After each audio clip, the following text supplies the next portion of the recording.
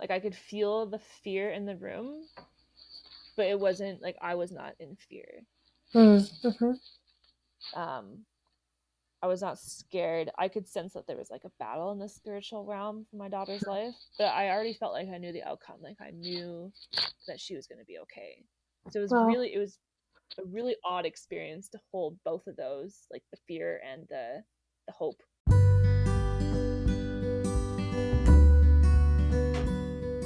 Holy Wild Birth is a podcast embracing the reclamation of giving birth, rooted in God's original design, undisturbed. Here, we share homebirth stories highlighting God's presence as the great midwife, as well as conversations about all aspects of a holistic, spirit-led childbearing year. From the perspectives of myself, traditional midwife Lauren Hall of Rooted in Eden Private Contract Association, and me, holistic doula and birthkeeper Brooke Collier of Sister Birth. To choose a holy wild birth journey is to consecrate all your decisions unto the Lord. And to reclaim creation unadulterated by centuries of human attempts to control and improve upon what God has already called good. Please remember, birth is not a medical event, but a natural process. We are not your care providers, and this should not be taken as medical advice.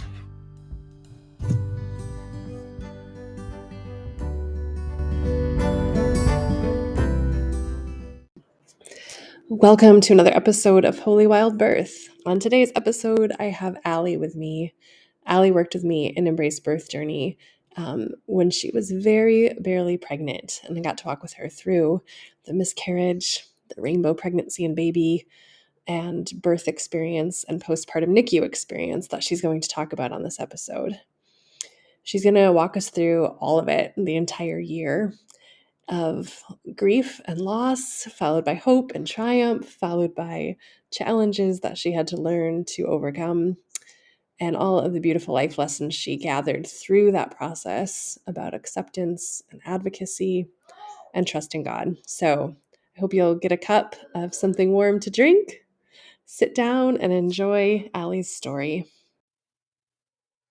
As we dive into today's birth story, just a reminder that the choices and beliefs of the mamas sharing their stories here are as individual and varied as the storyteller herself, and do not necessarily reflect the beliefs or recommended actions of Lauren and or Brooke. Well, hey there, Allie. Hi. Hi. Thanks for coming on the podcast with me. Absolutely. I'm really excited to be here. Me too. So I am going to refrain from introducing you for you, and I'm going to ask you to do that first. If you just want to tell the listeners just a little bit about you, where you live, your family, and some things you care about in this world, even besides birth, because that's a given. Okay, sure. Yeah, my name is Allie. I live in Canada. For those of you who are familiar with geography, that would be Calgary, Alberta, close to Banff. I'm married to my wonderful husband. It'll be 4 years in July, and we have a daughter that was born in December. I'm a former healthcare worker, so it's odd that I'm here sharing my home birth story. I'm a little bit of a weirdo. And as far as like interests and stuff, that's completely changed since I've had a child. Mm-hmm. I don't Yeah. have time for the things I used to do, and so we're just reframing who I am now and figuring out what that looks like. But still love to be outside. That is still a big part of my life. Yeah.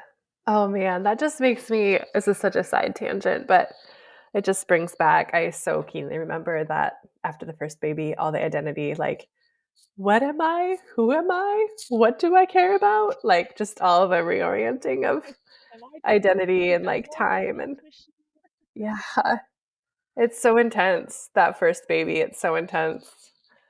Yeah. And it's good ultimately, but it can be kind of hard. So you're in the thick of that still. And yeah, but it'll come back. A lot of things you love to do before they'll come back online. Or some you'll just decide you don't care about anymore, and that's okay too. Anyway, Exactly. Yeah. well, where should we start your birth story? I think you said you wanted to kind of back it up a bit to kind of like the beginning of your journey into motherhood, and I would love for you to start there. Yeah. Yeah. So, okay, let me pull up my notes. So when my husband and I got married, we prayed about when we were gonna grow our family, and we kind of landed on when he would finish up his schooling, and that happened to be October of 2021, so a year and a bit ago. And right around then, I was scrolling through our Google Calendar to input a wedding, and I saw a date in late March. And Dylan my husband had wrote, "Make a baby." He'd created an event No way. near the end of March, and I was like, oh, Dylan, he never adds events, and so I was like, what on earth? And he's like, I don't remember putting that in there. I must have done it as a joke. So I was like, okay, why don't we wait till March and just go with it? And so Too that's what we funny. decided to do. Yeah. And then, surprise, we got a positive pregnancy test in January, actually. Okay. So that was, sooner than expected, but definitely welcome. And so yeah, first baby, super stoked, super excited. I told everybody before, Mm-hmm. you're supposed to wait. Yeah, whoever made that I was rule. just too excited. Yeah, and I didn't want to live in fear, so I told everybody. Mm-hmm. And then I don't remember how far along I was when I started. Oh, I found you, first of all, during that time, which was very exciting. Through one of my live workshops, right? Twin sister birth. I think you came to one of my live workshops, No, and I actually then followed your Facebook group. No, I had followed your Facebook group for years because I was interested in home birth. And then I made a post being like, hey, I'm finally pregnant. What are some resources? And you're like, hey, come join my group. And so oh, it was that. Oh, how funny. That was one of my I joined that, self-promotion and moments, and you went for it, which I'm so glad you did. And then I think I was around 5 or 6 weeks pregnant, and I started spotting pretty consistently. Which, yeah, as a first-time mom, I was a little concerned, and Yeah. Google isn't very helpful. It's like, oh, it's normal, but you could also be miscarrying. Yeah. So I just had to like sit in this really uncomfortableness of like, I don't know what's going on, and I don't want to go get an ultrasound, and because I prayed about it. I don't believe that is what is needed for me. But it was still like that tension of not knowing was very, very hard. And then I went to late February. I went to an event with my church, and worship was going on. There was a woman who, oh gosh, there's a woman who was crying. She was grieving the loss of her husband, and her husband reminded me of my adoptive father who passed away. And I remember watching her grieve, I remember thinking, oh, I wonder how my father would have reacted to having a grandchild. He wasn't a great father, but I thought about him as a grandfather, and I don't know. It was a really beautiful image. And then I felt the Lord speak to me and told me that your son is in heaven with your father. And that was like, I heard it, but I didn't want to believe it. So I just like lived in denial for another couple of weeks. Yeah. Yep. Yeah, it was about another week or two, and then was continually spotting, and finally emotionally I just couldn't handle it anymore. And I woke up at midnight one morning and I couldn't sleep, and I lay on the couch and I was like, Lord, I can't handle this anymore. If this baby's not meant to be here, then I would really like for it just to be, for this process to start. Yeah. And then that morning I finally went to sleep. That morning I woke up and the miscarriage had started. Which was really really hard for me. I think even you, when we talked about it, you said it kind of hits differently when it's your first pregnancy, to have it end that way and to have it end that soon. Well, first, I'm just so sorry that had to be your introduction to parenthood, because that's not a fun way to start one's motherhood journey. It's the way that mine started as well, which I think I shared with you at the time. But yeah, it's not the way that anyone wants to start their journey into motherhood. So no, because it kind of, it just gives you a different, it taints the experience a little bit.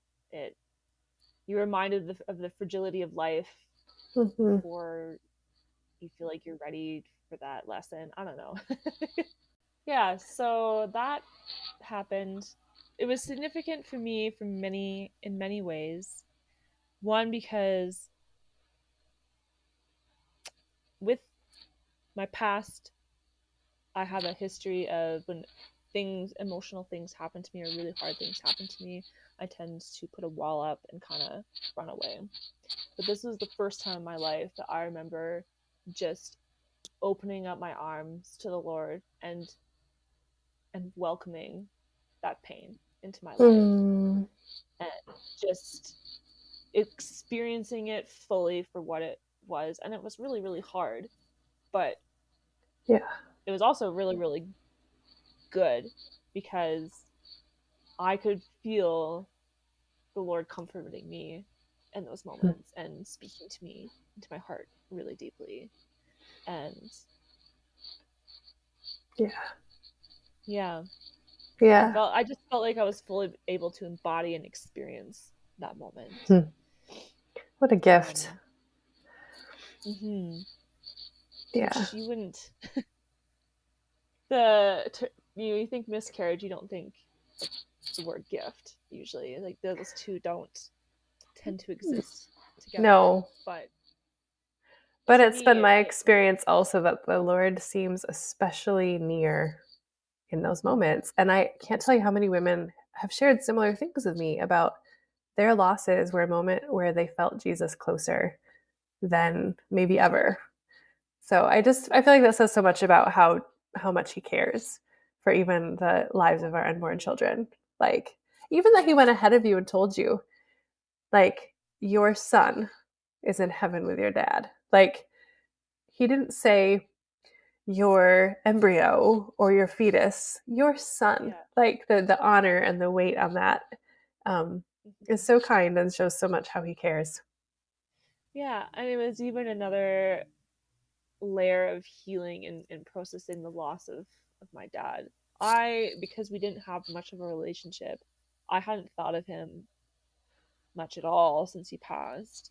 And then for that to come up in that moment was really neat. And to imagine him as a grandfather was very healing for me, like another layer of healing in that area of my life. So wow. Yeah, none of that was wasted. Like God used even that for some really specifically beautiful purposes in your heart. Wow. I love how we're like 10 minutes into our recording and we're both in tears already, by the way.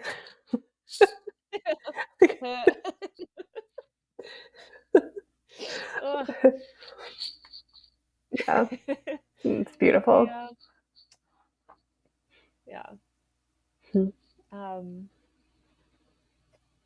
So I think it started happening on a Wednesday or a Thursday.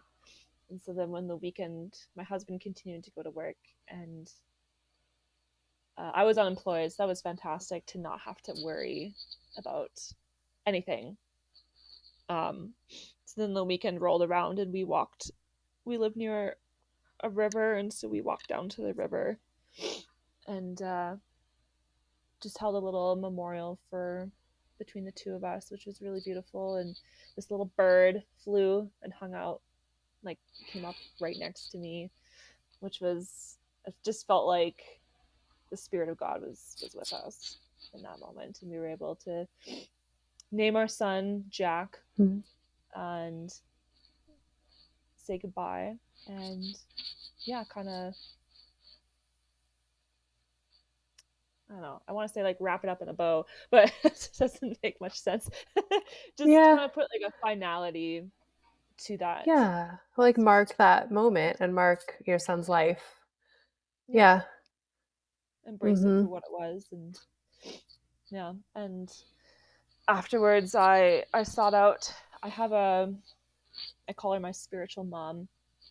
She mentors me and she's a prayer warrior in my life. And so I visited her shortly after, and we prayed through any residual grief and stuff. And I felt that the Lord was like, okay, your womb is ready and it's open for business, and it's going to happen again really quick. And I'm like, okay. Let's go. Now it's the middle of February, and for those of you that track your fertility, I was tracking my cervical fluid, and it was unreal. Like, really good. Like, best quality cervical mucus ever. And we conceived right away. And it was, I don't know the exact date that my husband put in that make a baby date, because I deleted it after I got pregnant with my first baby. But it was around that time, like really March. Yeah. So that was interesting. I had to throw that in there because I thought it was really cool. That is really cool. I love stuff like that. Yeah. So you did end up conceiving around the time that your husband scheduled it. And you were already in Embrace Birth Journey. I remember. So I remember rejoicing with you at that, like, yeah. So and then journeying into the next pregnancy, I'm really, really happy that I was able to fully embrace my loss, because I was fully ready to embrace a new life in that pregnancy. I moved into it without any fear. We didn't tell everyone like we did the first time, simply because I was like, well, no one needs to go on that emotional roller coaster with us again. Because we had told everyone that we were pregnant, and then that we had a loss, and then got pregnant again right away. So anyways, but yeah, that first trimester I didn't have any fear going into it, and I had a pretty uneventful pregnancy. Yeah. And I remember you saying how good you felt. Like, you seem to feel better than most. Until like the very end, I was feeling pretty good. That's so awesome. Yeah. Well, tell us too, what form, if any, prenatal care did you seek out for your pregnancy?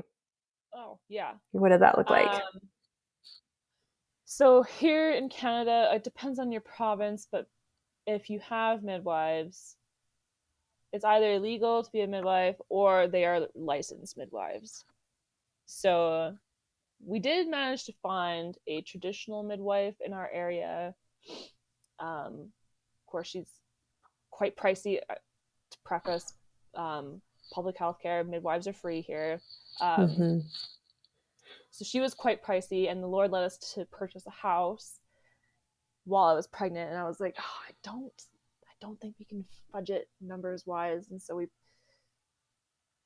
I don't think I prayed about it, which is the unfortunate part. I think I was led by my fear to go with the licensed midwives, but that's what I ended up going with. And I was confident with the knowledge that I was gaining in brace birth journey and what I had learned on my own previously, that I could navigate that situation confidently.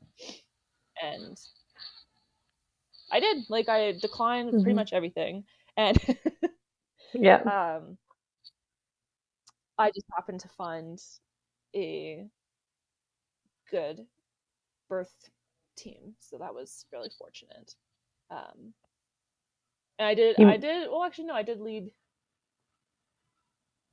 No, sorry, you'll have to edit this out. I did pray about it a little bit, because I got accepted into three different teams, because you just apply through like a central thingy and then they match you with somebody. You can't really interview and pick your midwife here. So yeah, three teams reached out to me, probably because I really loaded my profile in with a lot of stuff about home birth, and they don't get to attend a lot of home births. So most of the midwives there, they work in the hospital, not primarily at home. So it's more integrated to the medical system. Yeah, because it's whatever the mother chooses, and the majority of mothers still choose hospital births, but they've heard that midwifery care is, more comprehensive, and so they go that route. Gotcha. Okay. Yeah, so I tried to interview three teams, and the Lord clearly led me away from one. So you said no to those ones, and then did you have a clear winner between the two that were left? My chiropractor had an experience with the team that I went with, and she said that they were very hands off, and that's what I was kind of looking for. And I was looking for someone that would be comfortable with that, because ultimately they also, because they're registered, they have to answer to a board. Right. So I just managed to find a team that was like, we're comfortable doing this, but because we are responsible to our certifying body, we just need you to sign, our responsibility away. So you sign this saying that you're taking on responsibility. We've discussed the risks and the benefits, and then if something does happen, we're no longer liable if things should happen. So I was comfortable with that, and they seemed okay with that. We had a few bumps along the way, but overall, I think it went pretty good, the prenatal care. So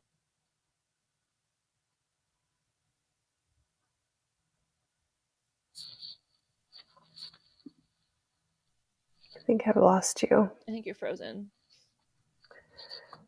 Oh, there you are. You back, Allie? Yeah, sorry, you froze too. Okay. Yeah, I'm here. But we're back. Okay, I'll just edit that out later. No problem. Okay. That's the beauty of podcasts. You can just go back and... Yeah, it's time consuming, but it is possible. So you were able to sign off on a lot of things, and they were cool with it. So you just had to sign a lot of waivers through your pregnancy? Yeah, basically. Yeah. But I guess that's the price you get for it being cost-free. Cost-free with some strings attached. Yep. Yes. Always. It's great and not so great. I hear that. Yeah. I know sometimes here in the US we get like jealous of the Canadians because of you guys' like free healthcare. But then as I've gotten to know you and a couple other Canadians through this program, I think, well, there's some strings attached. Maybe it's not quite as good as it seems. But yeah. So who else did you pick for your birth team?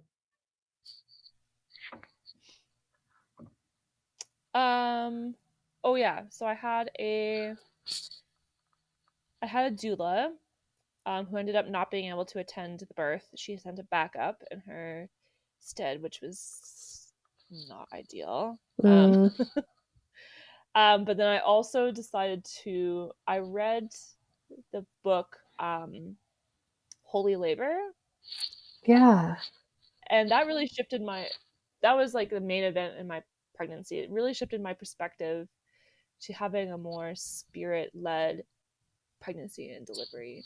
And so at that point, I was like, okay, God, like this is kind of, this is kind of what I want, but I'm leaving this open in your hands for whatever outcome. And I actually did this book study with my spiritual mentor, and I asked her when we finished, I was like, would you like to be at my birth? Like, I would love to be covered in prayer during this moment in my life.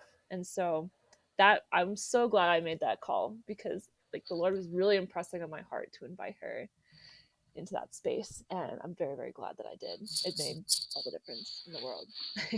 Mm-hmm. Yeah, that's so good. Especially like, Lauren and I talk on this podcast pretty often about how ideally your midwife's role is to also be like a gatekeeper spiritually and to intercede. But we can't always have the luxury of a midwife who follows Jesus or sees that as part of her job. So when you can invite another person in to kind of fill that role for you, I think it's a really important role. Really important. Yeah. So I love that you had her and that she was able to say yes. Yeah. No, I'm really thankful for that as well. And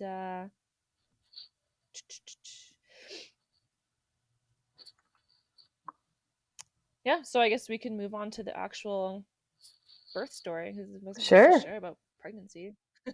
Okay. I mean, that's awesome. It's pretty smooth. Yeah. Well, birth was long and hard. So I think I made up for it for not having a pregnancy. Yeah. So I started having contractions like Friday at midnight, and like it was really early labor, but and you're supposed to relax and sleep, but they were really bothering me. And so I was awake for most of the night, and I think I was probably able to have a nap around Friday afternoon. But they just kept kind of going all day. And then Saturday around midnight, things picked up again. Contractions were really long and felt really intense for me, but they were still quite far apart. Mm-hmm. I'm a first-time mom here, so this is an entirely new sensation. I don't know what's happening. Absolutely. Yeah. This is really uncomfortable. Not even just really uncomfortable. It was really, really painful for me. Definitely not what I witnessed in some of those birthing videos I saw of like gentle moans and sneezing the baby out. So serene and it was yeah. So yeah, I paced the living room until about 3 a.m. and then managed to sleep for a couple hours, but maybe like 2.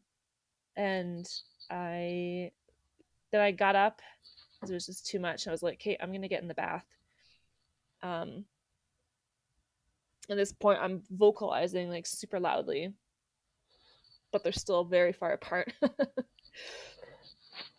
So I'm already, like emotionally wise, I'm already feeling like, oh, how am I gonna do this? So I get my husband to call my spiritual mentor, and she arrives, and she was just basically, her prayer and her scripture was what got me through the next forever. I don't have much else to share about the actual labor because it was just long and hard. Yeah. So there weren't any like key moments that jump out at you as like that was a pivotal moment or that was an extra hard moment, or did you just kind of get lost in this timeless space of just dealing with each contraction as it came? And it did feel, I had no concept of time. But they were nothing, and we tried everything, like nothing worked to take the edge off. So by Saturday, I think it was Saturday night,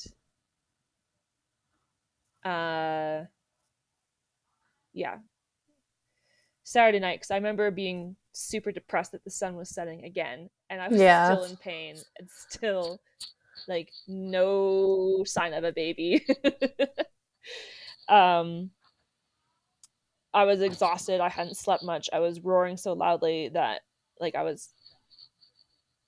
people were making sure I was staying hydrated between contractions, but it didn't seem to matter. My lips were parched, my throat hurt. I didn't want to eat. So I started becoming like, once the sun set again, I started becoming concerned that I wouldn't have the energy to finish. And because I wasn't being checked, like I wasn't having any cervical checks, I had no idea how far along I was. I just felt like it's all pain. I can't tell if there's any progress. Were your midwives present at this point? Yeah, they were here at this point. Okay. I don't remember when we called them. I don't remember when we called the doula. They came at some point. It's just a blur. Yeah. Okay. But I remember it was around the time I started to feel like, okay, I'm a little bit concerned about my stamina here, and that my midwife voiced the same concern. And I agreed to a cervical check at that. And kudos to the midwife. She really made sure that there was informed consent and that I had time to think through that decision. Good. So I was checked, and I was 8 centimeters and fully effaced. So yay! Must have felt so good to hear that. Yes, I was very nervous. I'd be stuck at like 3 or something. So after that, my midwife told me to imagine my cervix melting with each contraction. I think at this point, I finally accepted that I wouldn't be birthing like some of the videos I had watched, and that I had to embrace this physical pain to actually get through it. So with each contraction, I just embraced, as painful as it was, I just embraced it and imagined my cervix melting like butter. Love it. And then we finally, just from the noises I was making, they were like, oh, I think you're making some progress. And then it felt like several hours went by. I don't know how long it actually was. But at 22:36, my midwife broke my water. Again, it was all very informed consent. It was something that I wanted to do. I think it was more psychological for me.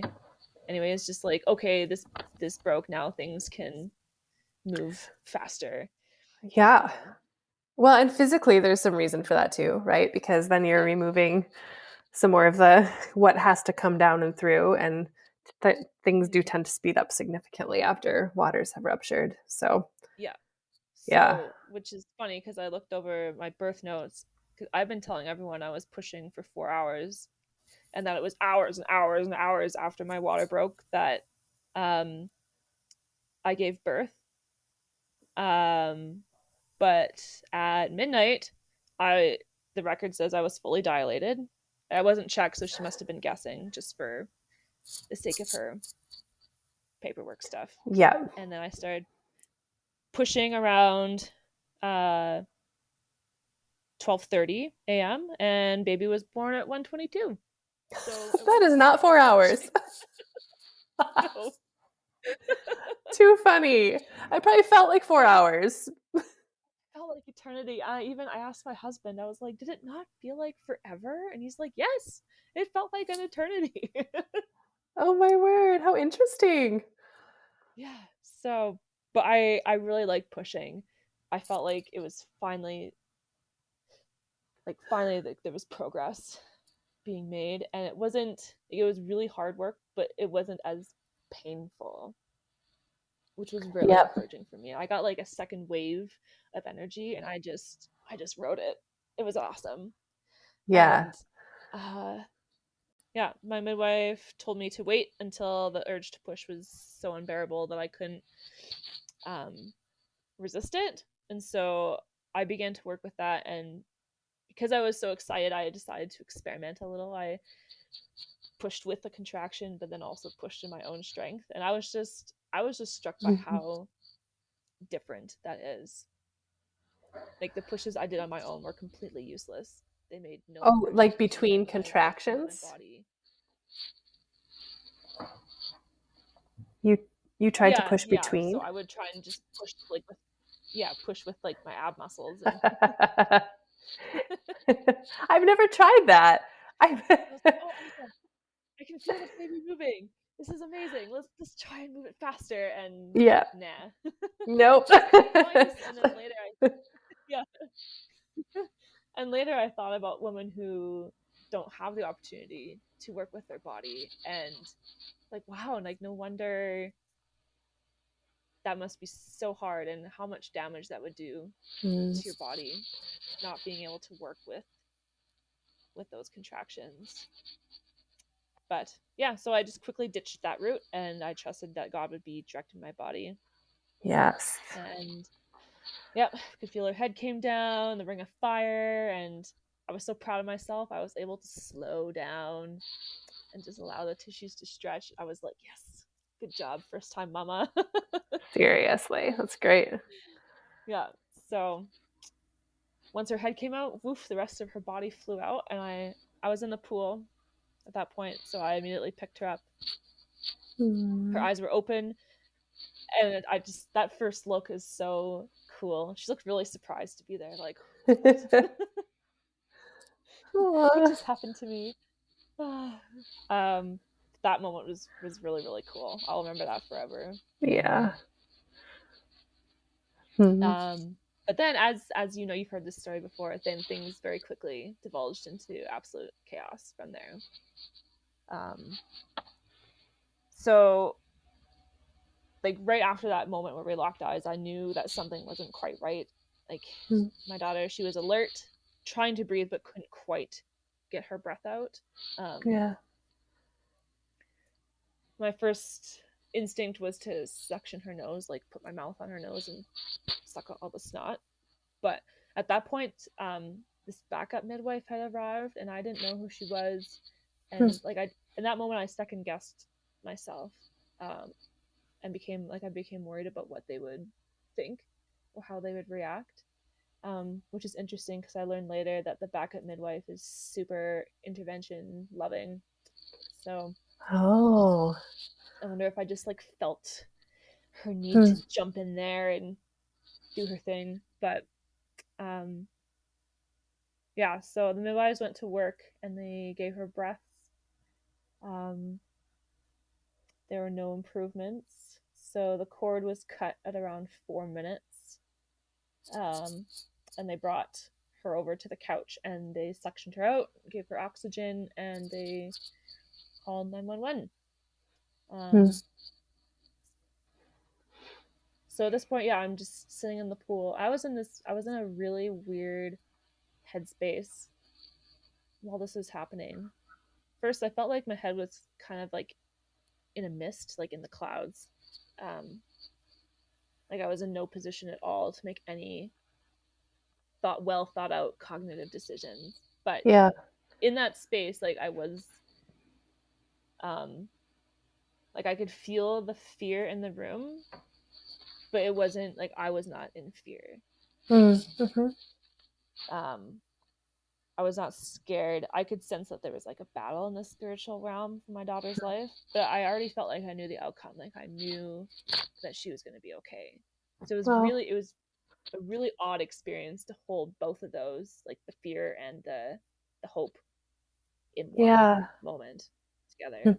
And I was completely at peace, which was a very weird space to be in while your baby is away from you, being worked on, and the ambulance is coming.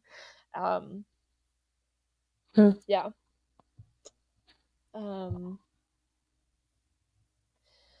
So then EMS came, and it was so chaotic. My midwife came to me and was like, "We gotta get your placenta out now. It's not the time to wait for it." And I was like, "Okay." So she jabbed my arm with oxytocin and stood up and fell out of me. And then I was told I had to get my clothes on, and somehow I managed to get dressed. I don't know. Wow. um, And why were they trying to get you to get your clothes on that quickly? Is it because you needed to go with your baby somewhere? because yes, so and this is when things get really like less than ideal. So they I found out later, like in the moment I had no idea what was going on. I was just doing what I was told. I was like I said, I was in no state to think anything through. They actually had my baby stabilized prior to EMS arriving, but as per their protocol, they had to transfer her to the postpartum unit at the local hospital for observation. So I didn't know that at the time, because again, it was all very confusing. I remember before they left, they brought her up to me. I was able to hold her. They were in no rush. Yeah, like I just that was the one thing I just wish I could have prepared myself for, because if I could go back in time, which we can't, I would have declined the EMS transfer. At that point, she had been fine. So she had come around. She was crying vigorously, responding well, breathing on her own. But they at this point just wanted to observe her. And so there was this kind of like, let's get you out the door also so you can go with her. Yeah. Yeah. Yeah. So because they're regulated midwives, like they have certain standard processes to do, and because I hadn't specified, because I wasn't anticipating a hospital transfer, I hadn't specified. I had specified in regards to me, but I hadn't thought about a NICU experience. Yeah, so I was able to hold her, and I asked if I could ride in because they're like, okay, we gotta go, and so I asked if I could ride in the ambulance with her, and they said no. And I asked them why, and they said, oh, in case we have to do a procedure on her, which just still doesn't sit well with me. Everyone I tell is absolutely shocked.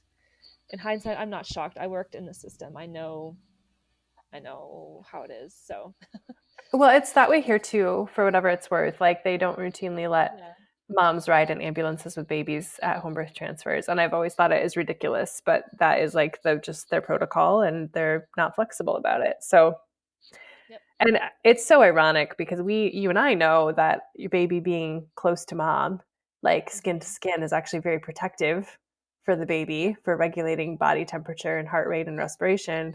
So why are we separating them for the ambulance ride? It doesn't make sense. When we got there, by the time we had arrived at the hospital, she'd been they had brought her up to postpartum, and they immediately transferred her to the NICU because she had started breathing rapidly. And so it's like, well, I mean, we'll never know, but there's always gonna be a part of me that would wonder, like, well, what if we hadn't been separated? Would that have even happened?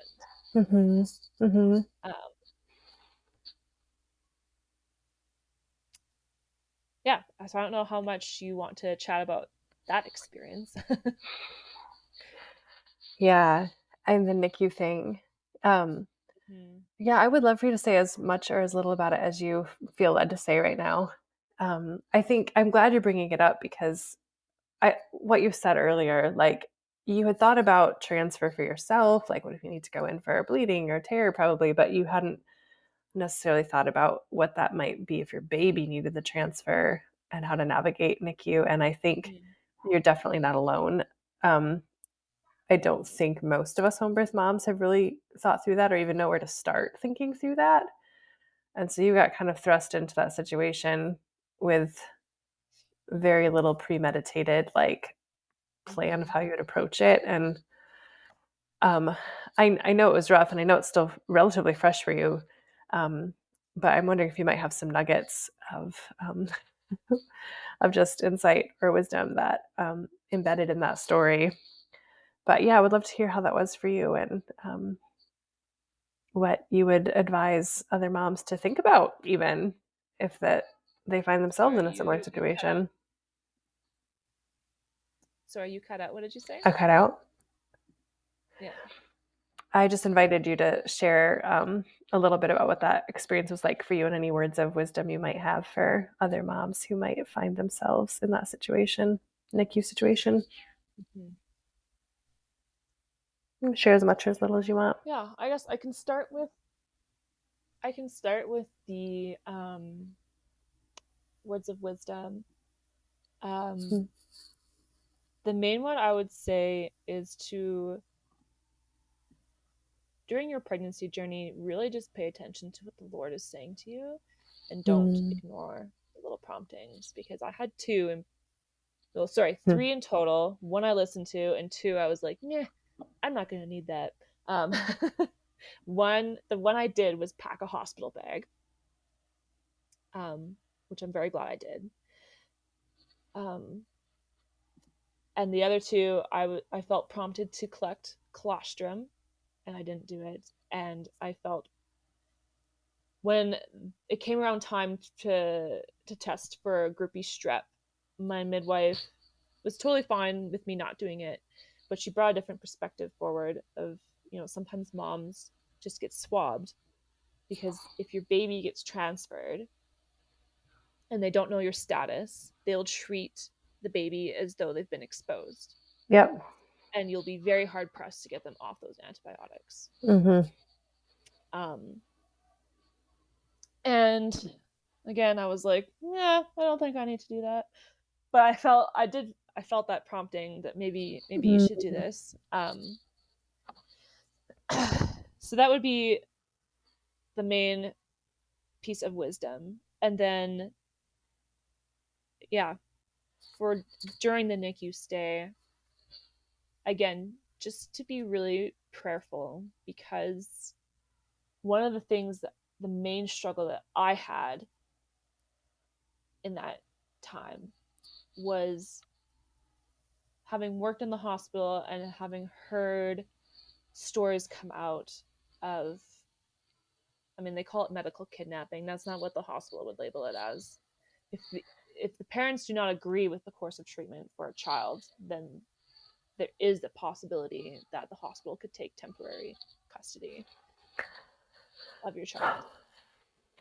And the recent story that happened, it happened in my third trimester, so quite soon to my experience. A mom declined antibiotics, and not only did the hospital take custody of her child, she was also banned from visiting her child. Oh my word. Are you kidding? There's a little bit more nuance to that story, of course, that I can't cover here. But that, as I entered that NICU experience, that was in the back of my head of how do I advocate for my daughter, but also continue to be present in her life. Yep.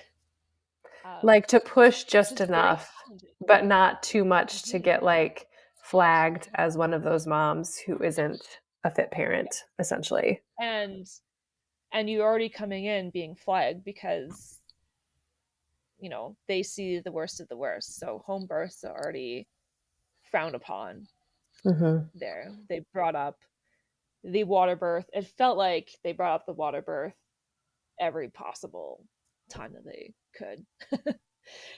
I don't know if that was vindictive or not, but it certainly didn't feel good for me sitting there already feeling very vulnerable. And just to be reminded that, hey, this is what, like, this is how these people see you, is dangerous and neglectful already. So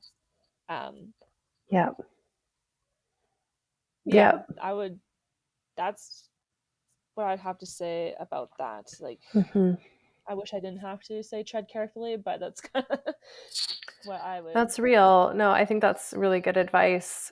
And that's also, I want to just point out, like, really hard advice to follow.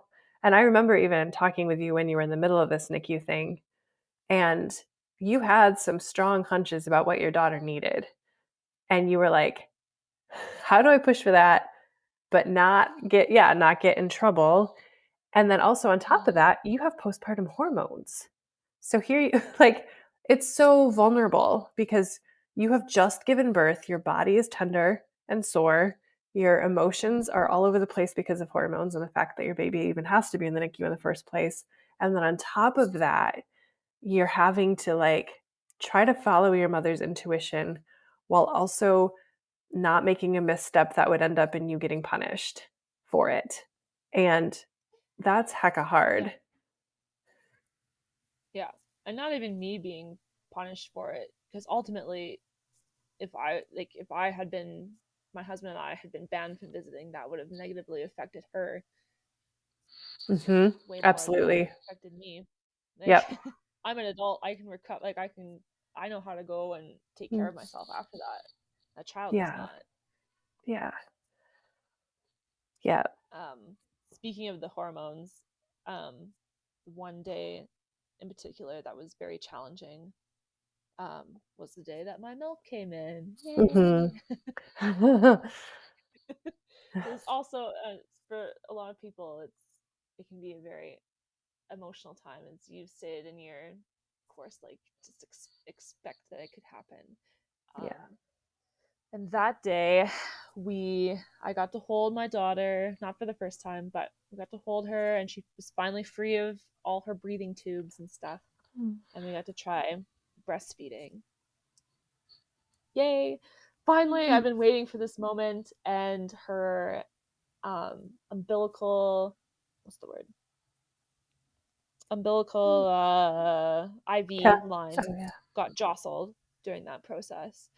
And when they found that out, like, they freaked out. They took her away from me and said, "You can't hold her, you can't breastfeed her." And they'd put the IV in the umbilical cord because they had wanted it to last longer. It lasts longer than it does in the vein. So, and they just put it in that morning. So I was like, I don't know when I'm gonna be able to hold my daughter again. Like, and my to have heart. that coincide with milk coming in, so already very strong emotional response. It was horrible. Yeah. Yeah, I have no words. I don't wish that experience on anybody. No. Yeah.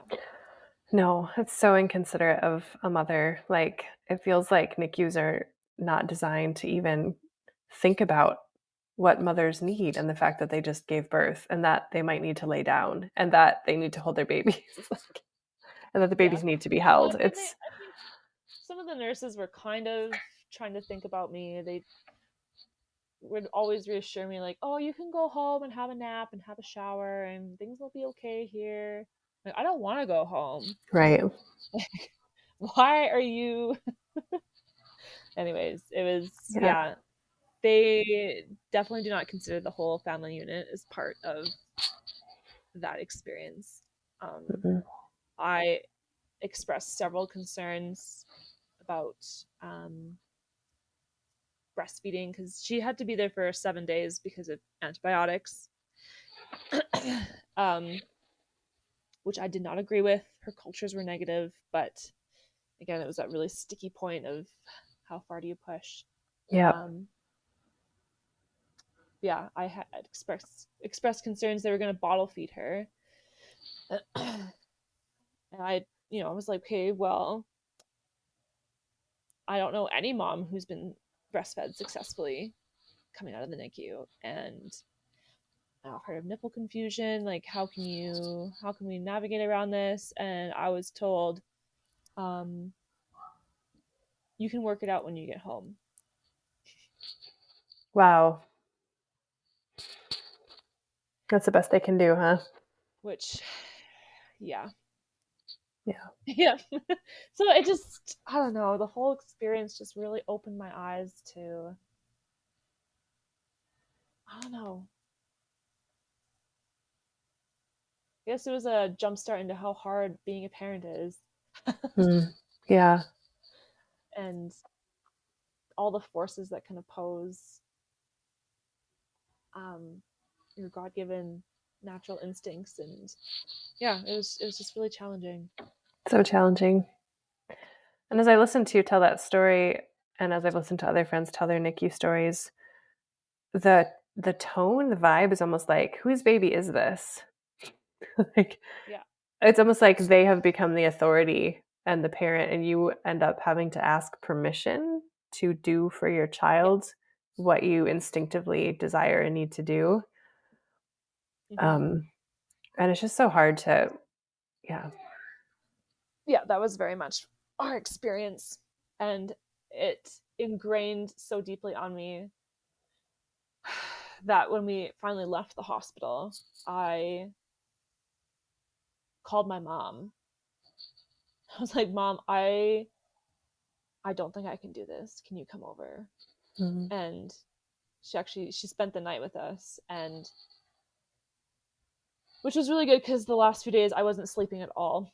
So she would take Abby, my daughter, and while she slept, and I would sleep, and then she'd wake up and cry, and she'd bring her to me, and she'd sit with me while I tried breastfeeding, and she'd give me water and tell me what a good job I was doing. And I really needed that after that week. Like, my confidence was completely eroded. Yeah. From that. Yeah. I'm so sorry. I'm so sorry that all happened. I'm like, on the one hand, so grateful that Abby's okay and that they were able to help make sure she was stabilized.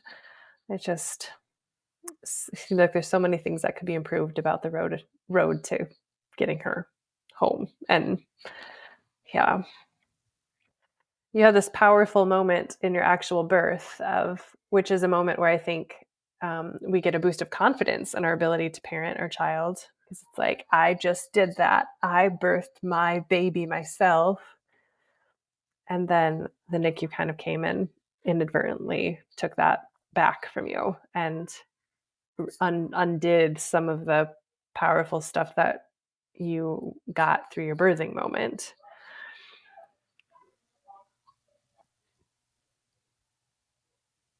Sorry, I missed a chunk of that. It's okay. I suspected because I saw it was frozen. I was just saying how you have this powerful moment of like actual birthing your baby, and that's the moment that gives you so much confidence as a mom. Like, I just did that. And you enter your motherhood of this power, and then you come crashing down into NICU, and they kind of like take it back. Like, it's not their intention, but like, yeah. Yeah. Yeah. Well, I just want to say, as somebody who's had the privilege of getting to walk with you virtually through a lot of this, and even since you got home from NICU, I feel like you've regained your ground and your power, and you are a really powerful mom with amazing instincts and such a sweet bond with Abby. And like, by God's grace and your diligence to do the work, like, you're doing it, and you are breastfeeding, right? Spoiler alert. Like, Yes. you made it over that hurdle. Yeah. Yay. Uh-huh. So good. It is possible. Don't let them get you down. Yeah, that's a good message too. I also just wanted to piggyback on something you said earlier about listening to that little voice. Because it's like, it's true. There's things that we say in natural childbirth education about, like, in general, you probably don't need to do the group B test because it's kind of nonsense. And in general, you probably don't really need to collect colostrum because your baby's going to get it right out of your breast. Right? Like, and those are like generally good counsel. It's like fine advice. But if you sense the Holy Spirit saying, actually, in your case, for you, it would be a good idea to do this, like, that has to be what we listen to more than the general good advice, right? Absolutely. Yeah. So it's just, I love that you brought that up. That's an excellent and noteworthy take-home message. Because Because every birth and every baby is so different that you really have to just listen to what the Holy Spirit is telling you about your specific situation. And even if it doesn't make any sense, even if you're like, well, that's dumb. Yeah. Why would I need to do that? Just do it. Mm-hmm. I mean, that's easier said than done, but It is. I strongly encourage everyone to just listen to that voice and to follow through. Yeah. Because in case our listeners don't know or hadn't put that together, like had you had the group B strep results and they were negative, that might have eliminated some or all of the kind of antibiotic interventions. And then the colostrum would have given her an option to drink your I was still colostrum. able to collect colostrum. Yeah, I was still able to collect colostrum in the hospital. But again, because I hadn't educated myself at all, I'd educated myself a lot in breastfeeding, but not a lot on nothing on pumping or colostrum collecting, really. So that was a huge learning curve I had to go through, because we got to the hospital at 3 a.m. So by the time my daughter actually got colostrum, it would have been 6 to 10 hours. Versus had it already been ready, then she could have had a lot more to get her going. Sure. Yep. And I would have known how to do it instead of trying to figure it out with all these nurses and doctors watching me. Yeah. Oh, awkward. Yeah, I mean, well, by the end I was walking around topless. Modesty really went out the window. I did not care. I love that. And that's your mother love too, right? It's like, I will be naked in front of these strangers if it means my daughter gets what she needs. Yep. Exactly. Yeah. Oh, so good. Well, did you have any kind of closing thoughts, or you've already inserted a lot of nuggets along the way as we've gone, but I wanted to give you another chance if there's any other things you want to just kind of wrap up in summary to share with listeners. I mean, I have a lot more notes, but we could be here for another couple hours if I went over all those. So I feel like we've really covered the broad scope of things.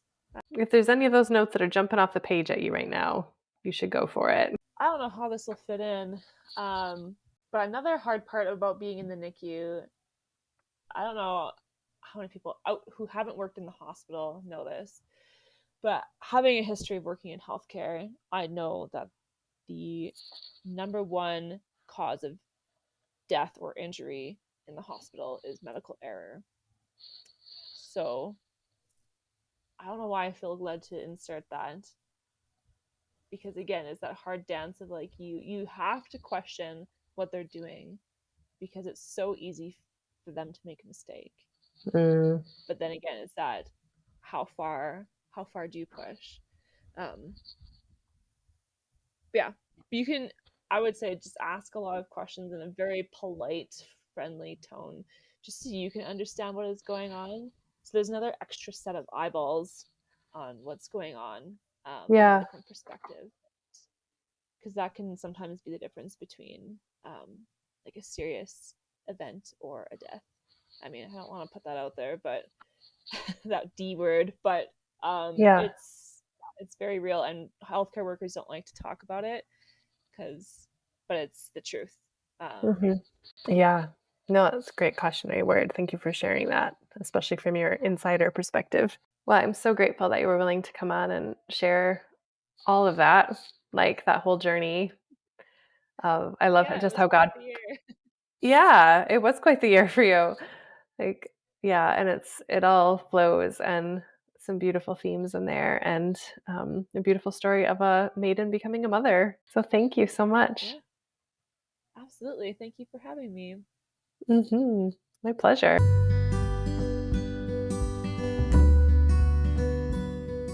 Thank you so much for tuning in to this week's episode of Holy Wild Birth. We hope that you were genuinely encouraged, inspired, and challenged by what you heard today. If you're loving what you hear, please make sure that you share it, leave reviews. That helps other mamas find this content as well. And don't forget to read the show notes, okay? Because that's where you can find our email address if you want to reach out to us and start a conversation. It's also where you'll find free offerings as well as invitations to work with me and or Lauren. We can't wait to get to know you. See you next week.